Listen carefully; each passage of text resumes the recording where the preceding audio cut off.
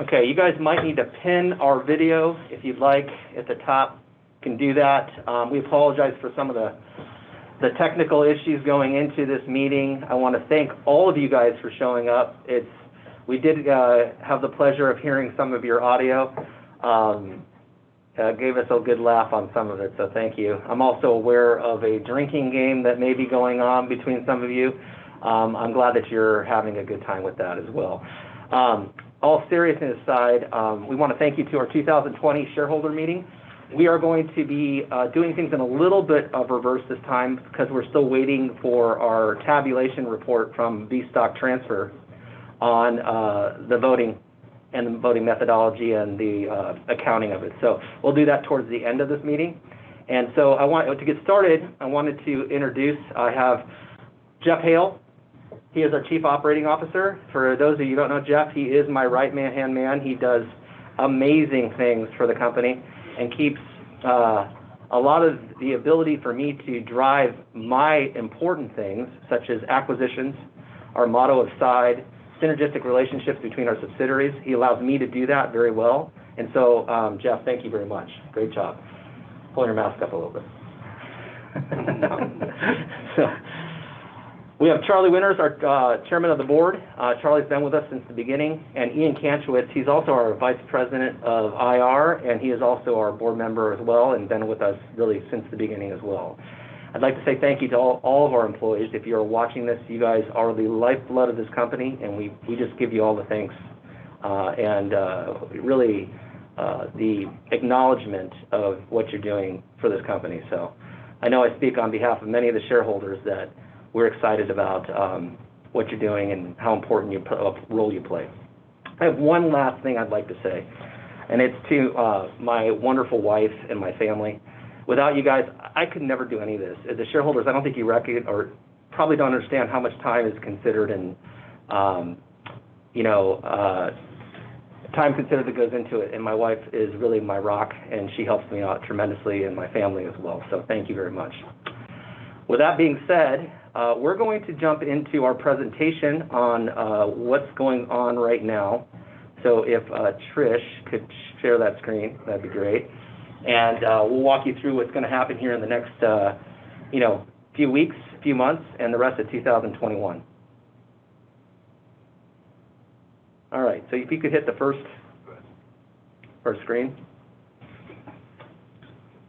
All right, so over the last really year, and especially over the last 2 months, we have gained huge amounts of shareholders throughout the world, not just the United States. For those of you who are joining us from Europe and Asia and the Middle East, we thank you so much. We are so happy that you've decided to invest in Alpine 4, and we are honored to have you as shareholders. Just to give you a little background, we are we coin ourselves as a leading operator of micro and small cap companies. And the reason we chose to go after those type of companies is there's a lot of hidden potential and gems that are locked up in those companies. And so when we buy them, there's tons of low-hanging fruit that you just don't get from a profit, operational, efficiency standards that you can't get in buying other companies. So we've really curtailed our investment strategy and our acquisition strategy around that.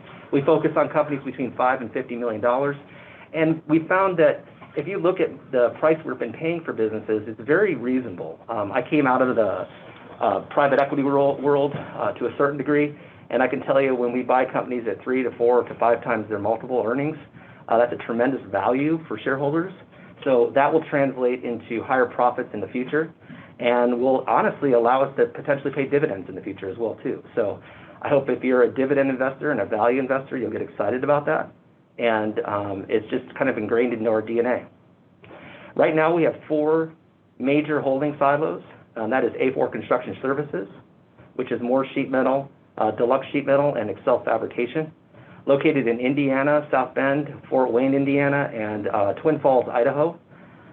We have A4 Manufacturing, which right now consists of Quality Circuit Assembly, which owns a facility in San Jose and also in Arkansas.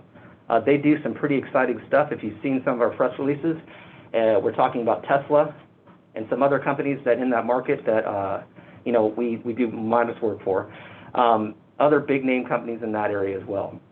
We have A4 Technologies, which consists of Altea and Spectrum EBOS.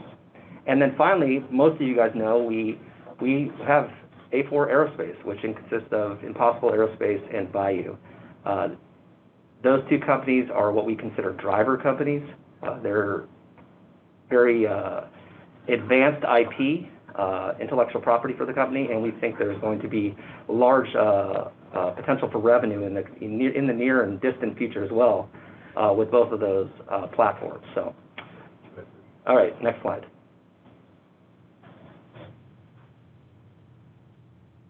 So we've been talking a lot about the Nasdaq. Most of the questions that we've gotten from you guys are, what is the next step for the Nasdaq? It's a little bit convoluted, but yet it's fairly straightforward. So there's a lot of different agencies that we have to comply with. You have the state of Delaware, you have Nasdaq, of course, you have the SEC, and you have FINRA. And so what we really do have to do is kind of timeline these events into one uniform process, which is, as Jeff and the board will tell you, is never really an easy thing, but we have been working fairly well with it. So the first step, once we have the shareholder meeting and we decide and can make the decision if we're going to have to do a reverse or an AS, an authorized share increase, which I can tell you right now at this point we have the support to do an authorized share increase, so that's good. We would effectuate that with the state of Delaware, okay? And that takes, a few days to a week to get that done with them. As far as the next step, we would notify the Nasdaq and FINRA of the authorized share increase, and that would allow us to finalize our, I wouldn't say application, but the final step in the process to get them to sign off on that move. And then they will give us a date that we will move our shares from the OTC QB to the Nasdaq, and that can take a few days as well. And then finally, we gain acceptance from Nasdaq and FINRA to list on that date. Obviously, we will update the shareholders, pretty much in the moment when that happens. I would expect that to happen, within the next week to 2 weeks. Best case scenario, a week. Worst case scenario, 2 weeks. But again, we are at the mercy of 4 different reporting agencies to give us their approval on that, and it can be a little bit like herding cats into a cage. So we are very pleased with where we're at. I shouldn't express that we have any dissatisfaction with the process. All these agencies have done a great job, and we're definitely moving towards that direction. Okay, next slide. So a lot of people have asked me, what are some of the benefits of being on the Nasdaq? And, from a guy that has done a lot of turnarounds in my past, having an semblance of order and process really, really benefits us well. So I gave 2 overarching goals when we set out on this mission to uplist, actually a year ago. At the time we were thinking the New York Stock Exchange, but the Nasdaq was fine as well. And I wanted to really have our company broadly represent our shareholder base. What I didn't want was a board of directors that of a group of staunchy old men, right? And so what I wanted is a broadly represented shareholder board base. And so to get that, we needed to add 5 new independent members, and to accomplish that, we set out on a mission to find a diverse representation. So we will be announcing who these people are in the next probably week to the shareholders. I think you'll be very pleased on that. In conjunction with their experience in representing what I feel is a broad representation of work experience, I also wanted them to be very diverse. And so the Nasdaq gave some guidance on this in December of 2020. And it really came around as they want diversity on the board, and that can be from a gender base or an ethnicity base. And I can tell you that we've met that and exceeded their rules for 2023 from the get-go. What does that mean for us at Alpine 4? You guys will have, as shareholders, have a much larger representation of voice from various work industries, and also gender and ethnicity on the board as well. So we feel that will be very valuable, especially in the day and age that we live in. So we're very pleased to say that we have not only met the Nasdaq 2023 requirements, we've exceeded it. So, all right, next slide. Corporate governance. This is a big one, and shareholders really want to know what is the value of this. When you move to the Nasdaq, you really have to have what's called an audit committee and a compensation committee. And the roles of those are essentially providing clarity and assurance that, and you can thank Enron for this stuff, but have assurance that what is being reported is not something that is necessarily being mandated by the executive team, but has an oversight process to it. So the independent board members will be in charge of the audit committee and assuring that what is being presented from the auditors and our financial accounting team has been vetted and again approved so that we can disseminate that to the shareholder base. That is a requirement of the Nasdaq, and we're happy to comply with it. The compensation committee is really having a third-party, independent party review the base metrics for compensation for guys like myself on the executive team, and ensure that it meets the requirements of the company, but also the perception and needs of the public, and there's a baseline for it. So I think that as a shareholder, myself, if I was investing in a different company, I'd very much want to know how the dollars are being spent, and I think these two items and these corporate governance action committees will give you guys a lot of peace of mind. Okay, so next slide.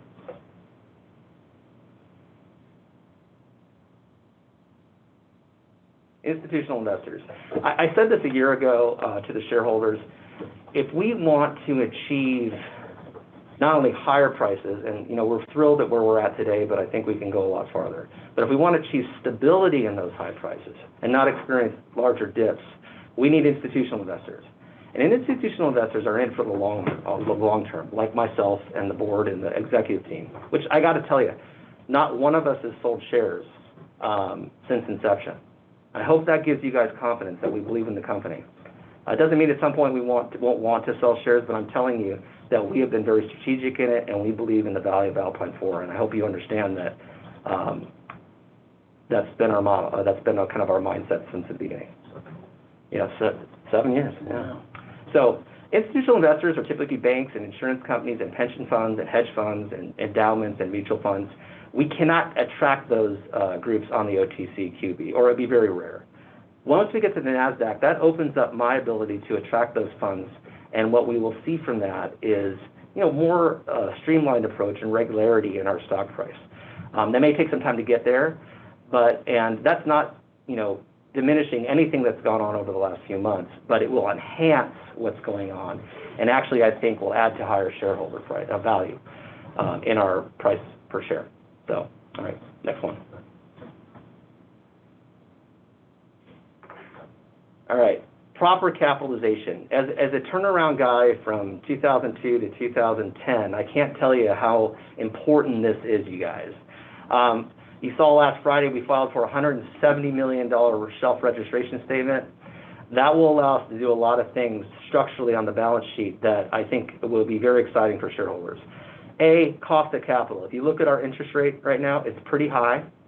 We spend a lot of money on interest, and it's because we've debt financed a lot of our businesses, and that's okay. They're relatively attractive pricing on it, but a lower cost of capital is going to allow us to do some pretty great things, especially when it comes to hedge funds and other groups buying into Alpine 4. It will also allow us to bring in, you've seen some of the guys that we brought in recently, Larry Zick, Spencer Gore, Daniel from Bayou.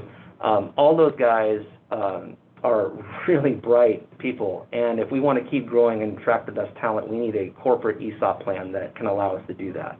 That I know will deliver higher shareholder value. And that the third one, I can't understate this, is it will allow me to deliver on some of the most exciting companies out there. And I think that you've seen what our two driver companies, Impossible and Bayou, have done to our stock price. Think of what I can do with a war chest of $170 million. It's going to get exciting in 2021 and 2022, and I hope that you guys are excited as much as we are. So, we talk about the proper capitalization, and I've went through a lot of this, but the uses of equity will really be driven to bring down our cost of interest and in a better cost of capital. And it will also allow us to increase profitability and productivity. I can tell you that we've invested in some machinery over the last year that has gained huge technology customers for us, and that profitability is going to really drive QCA's profitability much larger. And if we have the ability to facilitate that with the shelf registration statement, we'll be able to do some pretty good things that will drive revenue, drive profitability, and equate to higher shareholder pricing. Okay, so next slide. All right, so a lot of you are new to our business model, and I came up with DSF from years as a management consultant doing turnarounds, and one thing that I found in businesses over the years that drove generational wealth and stability was if they had three components of their company, and it was they had to have, and we've taken this and built it into a business of acquisition, but during my time at turnarounds, you had to have they had either a product that was a driver, which was something that was excitable, they would get consumers bought in, had high profit dollars, and could drive a lot of revenue. They always had a product or service that was a stabilizer, that was their anchor. It kind of kept them afloat during lean times. And they always had a facilitator product that bridged the two together. We have built a business around it. And I think it was very largely overlooked up until we acquired Impossible Aerospace.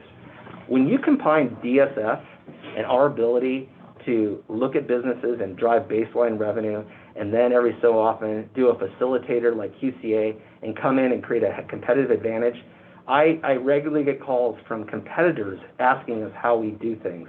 And that's a testament to the business model. And a driver company, and look what the value of Impossible and Value have done to the value of our stock. It is that excitable moment in time that allows a company like Alpine 4 to provide a product or service to the market that is vast, it's large, and it has huge upside potential. So that's driver, stabilizer, facilitator. And when you put them together, it's very powerful. And if you like what we've done so far, just wait and see what we're going to do in the future with it. All right, next slide. All right, our vision. Our goal is to drive Alpine 4 into a leading, multifaceted holding company with products and services that are diverse.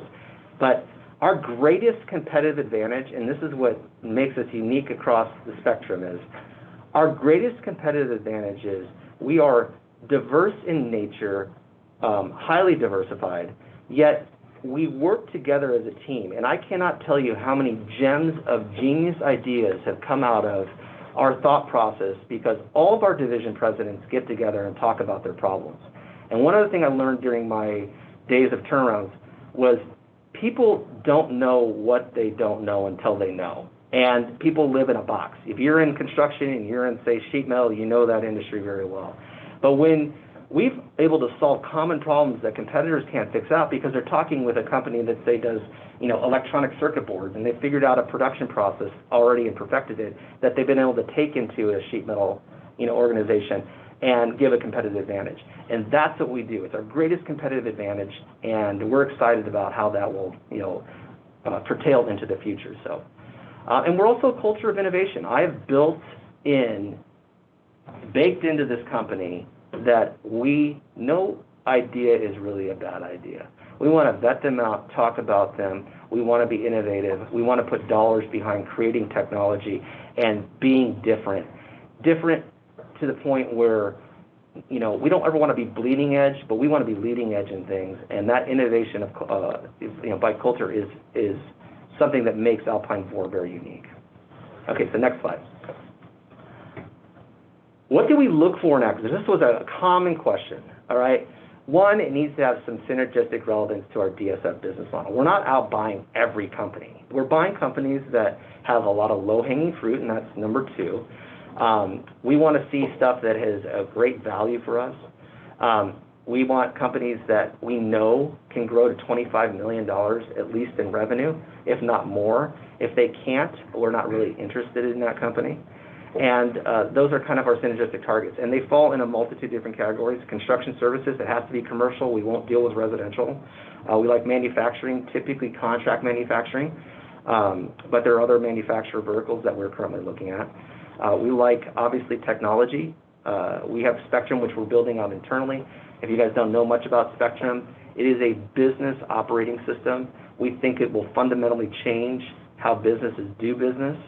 And it's tethered to a blockchain ledger system, which when you look at the needs of small cap, micro cap companies that are public, we think that having that blockchain ledger system tied to an ERP or business management system, it will probably lower their auditing costs by 25% simply operating through Spectrum. So we think there's a large market for it, and as we get ready to release it, it's taken a lot longer than we want, but again, we are perfecting it, and we're using it internally, and we expect to have it, corporate-wide at all of our subsidiaries sometime in 2022.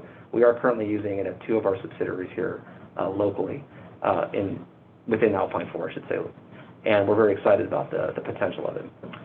Next slide. All right, so if you want to wrap your head around what's available in our current market space, A4 Construction Services resides in a $620 billion market. That's the macro, right? And so when you break it down to small cap, which is really where we reside, it's $90 billion. And when you break it down to our core market of really what we speak as obtainable businesses to go after and acquire, it's $5 billion. So it's by far, a very vast and large market for us, and we're very excited about it. A4 Manufacturing, kind of the same thing, a $2.2 trillion market in the United States. Our small cap is about $45 billion, and our core market is about $2 billion. A4 Tech, tech is a broad term, but the tech market that we really want to go after is a $1.7 trillion market, a small cap market of $14 billion, and a core market for us of about $390 million. And then obviously A4 Aerospace, a newly formed holding company that we're forming to hold Value and Impossible. That's about a $1.5 trillion market for us. Small cap market is $10 billion, and we think our core market is $2 billion. When you add all of it up, if you look at our core market, area where we can grow this company into, is really $9.39 billion. And honestly, it could be larger than that, maybe a little bit smaller, but I hope that number gets you excited. And we're laying the foundation with Spectrum, the capitalization of the company, to go after it and go after it hard. Okay, next slide. All right, let me move something here so I can see it a little bit better. All right, so a lot of questions around 2021, and we're updating this continuously. So for 2021, you're looking at a revenue in excess of $70 million. And if you look at the breakdown by quarter, it's really starting to escalate in Q3 and Q4. We're looking at about $9.2 million in Q1, which is pretty substantial growth over Q1 last year. $16.5 million in Q2, $21.5 million in Q3, and $28 million in Q4. And where is this being driven from? We're seeing some pretty decent comeback of lost revenue from 2021 and what we really lost not lost, but were delayed, if you will, in revenue due to shutdowns of COVID, starting to come back, it's great to see that business wasn't fully lost. And then acquisitions. I can tell you, if you look at the bars there, you can see the A4 Manufacturing is growing pretty rapidly. That's where the bulk of the revenue is going to come from in Q3, possibly Q2, depending on it. And that's really tied around some acquisitions that we're looking at, that we're getting to the point where it's becoming more substantive.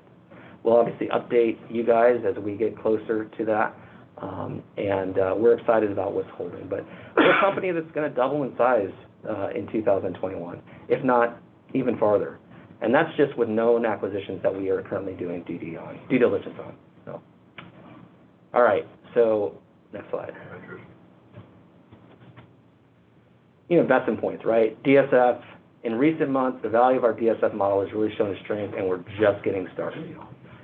Growth, Alpine 4, just takeaway for you guys, we're a growth company. Revenues are expected to grow at above 20% annually for the foreseeable future. And that's really not even considering, that's a very conservative number, looking at just some organic growth and mild acquisitions. If we pull off some of the ones we're looking at right now, it could grow dramatically above that. And we're a company of solutions. Because we're a company of innovation, we regularly look to solve industry problems before our competitors even know about it or even know it's a problem, which gives our subsidiaries a unique and competitive advantage that just can't be duplicated. Okay. I think this is a little bit of a summary of the company. If you're new to us, we were founded in 2014.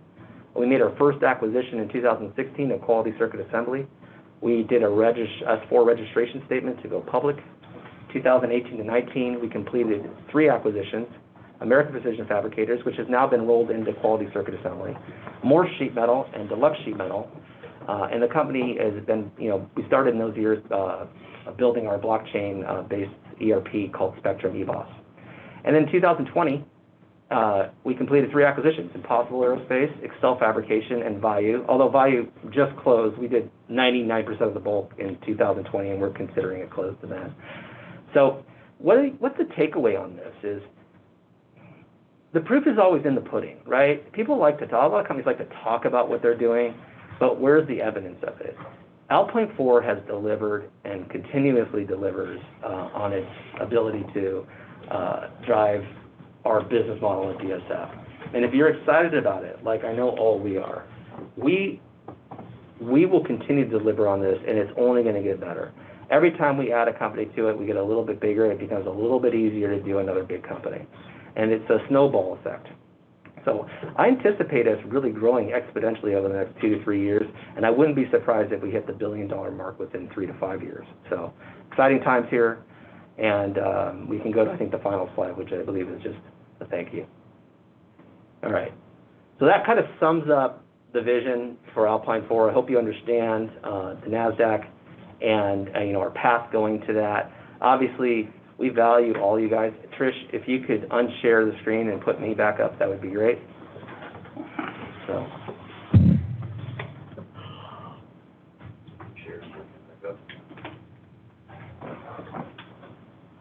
All right. So from all of us, I want to say thank you on that. So we're going to, can you give me 1 second? Okay, so I'm pleased to announce the new website is live. It is up. If you want to go to alpine4.com, you can see that. We've been waiting to announce that till today, obviously in conjunction with the shareholder meeting. And that we're going to take about a 2-minute break because we need to confirm with VStock on a few things, and we'll be right back to do basically what we should have done in the beginning of the meeting, but it wasn't ready yet. So hold on 1 second.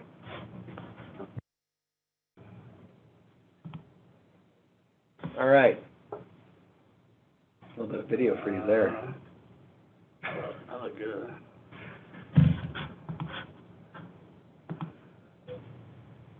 All right. All right, we're back, everybody. So we want to say thank you. This chair looks a little bit weird here, but I'm just moving this one out.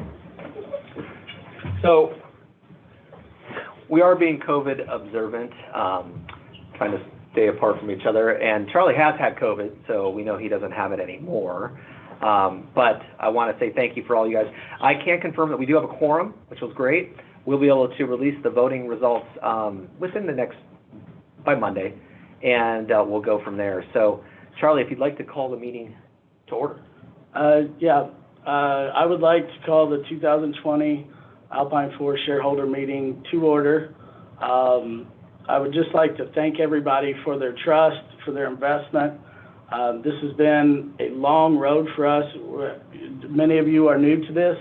Our message is finally getting out to the market. Kent has done an outstanding job with our 2 huge blockbuster acquisitions last year. Us as a team, as a board, is so excited to the potential and the growth that will come with that in the upcoming months, and the other things that we're looking forward to here in 2021 that should just do nothing but increase the shareholder base and value. So again, from us to you guys, we would like to just thank you for your trust and being loyal shareholders. Thanks, Charlie. So the 2020 meeting is now in order. We also thank you guys for allowing us this time to do this in 2021. With COVID, we had so many restrictions and really just a lot of fires to put out that created unique challenges throughout all of our subsidiaries. And as I said, my whole team has done an excellent job. So with that being said, I can tell you that all matters have been voted for and have been approved for the 2020 shareholder meeting. I don't have all matters in front of me, but I can tell you that all of them have been approved, and that at this point, the board has decided that we're going to go with an authorized share increase, and we will be effectuating that with the state of Delaware pretty quickly. Today, sometime maybe Monday as well. With that being said, that really concludes things for us for this shareholder meeting, and we're so very glad that you chose to join us today. And as a company, as I've talked about before, of transparency, you have my word and the word of everybody here, and I can say that everybody in the background that you guys can't see is nodding their heads. We value you guys. You guys are a definite, huge part of this company, and we feel you guys. We feel it with the kind words that I get on a regular basis of encouragement. We feel it with the stock price. And we know it's also an investment for you, and we hold that dear and important to us as well. With that said, this concludes our 2020 shareholder meeting, and thank you, and God bless.